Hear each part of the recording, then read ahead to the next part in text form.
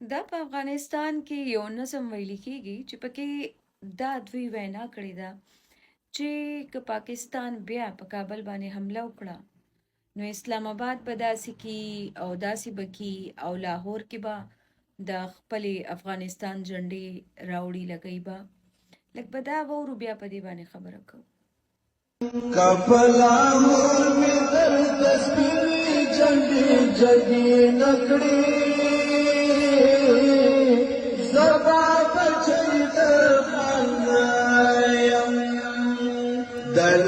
خاوند کپتا می پیسې جګې نکړې زبا بچی د خانایم. ها په دې کې دوی دا وینا کړې ده، تاسو دا نظم به واورېدلو او دې کې دوی دغه وایي چې که بیا پاکستان په افغانستان باندې حمله وکړه نو د دوی کوم چې دا زوړ تاریخ خپل یادوي نو د دې ذهن کې دا دي چې مونږ به بیا په لاهور کې خپلې جنډې لګو. صحیح ده. نو دی هغه پخوانی وختونه یادوي په کم کې چې د دې افغانانو په برې صغیر کې حملې کړې وي، هلته برې صغیر کې هغې خپل یو نوم پیدا کړی په جنګونو کې.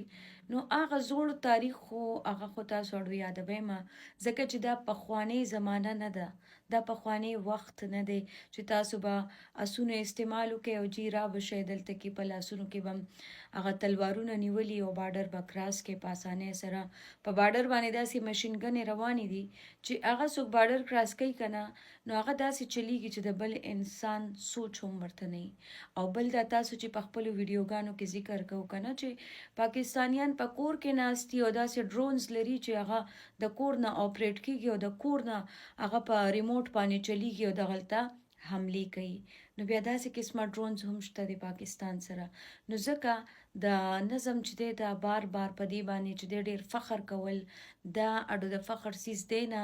ځکه چې تاسو خلک صرف خبرې کولی شئ، باقي تاسو هیڅ نشئ کولی، نه تاسو سره هغه شان د هتیار شته دی، نه در سره چېرته جنګي جهاز شته دی، خو چېرته لاس هم میلاو کړی دی یو ځلې د مودي سره او بس په هغې باندې تاسو فخر دی چې یاره دا به زموږ ملاتړ وکړي. خو د دې سوچ نه تاسو بهر وځئ، ځکه چې پاکستان د انډیا چې کله حمله کړې وه څنګه جواب یې ورکړی او د هغې رافیل یې څنګه راغورځولي وو. هغه زه وایم چې چا نه پټ پناه نه دي، ټوله دنیا د پاکستان آرمي مني او تاسو به یې هم ومنئ.